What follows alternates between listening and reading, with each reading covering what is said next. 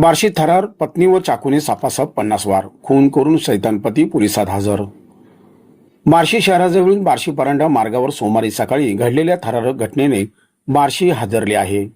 ऋषिकेश पाटील यांनी आपल्या पत्नी धनश्री पाटील हिची भर रस्त्यात चाकूने निर्घृण हत्या केली आहे। पत्नीची हत्या केल्यानंतर पती ऋषिकेश पाटील स्वतःहून बार्शी ग्रामीण पोलीस ठाण्यात हजर झाला आहे। चारित्र्याच्या संशयावरून ही हत्या झाल्याची प्राथमिक माहिती समोर आली आहे। बार्शी ग्रामीण पोलीस ठाण्यात याबाबत दिवसभर गुन्हा नोंदीचा प्रक्रिया सुरू होती। भर रस्त्यात पत्नीची अशी निर्घृण हत्या केल्याने संपूर्ण बार्शी शहर हादरले आहे। भर रस्त्यात 50 वार केले, त्यानंतर त्या रस्त्यावरच गळा चिरला। ऋषिकेश पाटील याने पत्नीसोबत अनेक महिने संसार केला, मात्र गळा चिरताना थोडीही दया केली नाही। बार्शी परांडा मार्गावर ये जा करणाऱ्या लोकांनी लांबून सोडवण्याचा प्रयत्न केला। डोक्यात शैतान घुसलेल्या पतीने पत्नीचा जीव जाईपर्यंत वार करत राहिला आणि गळा चिरला।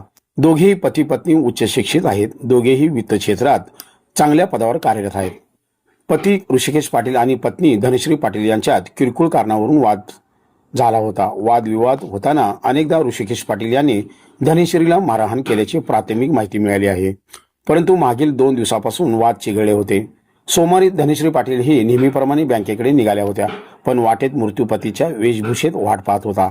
बार्शी परांडा मार्गावर संतापाच्या भरात ऋषिकेशने पत्नी धनश्रीवर चाकूने सुमारे 50 वार केले। धनश्री रक्ताच्या थारोळ्यात पडली। शेवटी ऋषिकेशने गळा चिरला। बार्शी परांडा रोडवर ऋषिकेश ज्यावेळी धनश्रीवर वार करत होता, त्यावेळी थरारक दृश्य पाहून काही लोकांनी पळ काढला, तर रस्त्यावरील काही नागरिकांनी त्याला थांबवण्याचा प्रयत्न केला। डोक्यात शैतान घुसलेल्या राक्षस पतीने मात्र नागरिकांना धमकावत मागे हटवले। धनश्रीने जाग्यावरच जीव सोडला। दोघांनी काही महिन्यापूर्वीच प्रेमविवाह केला होता।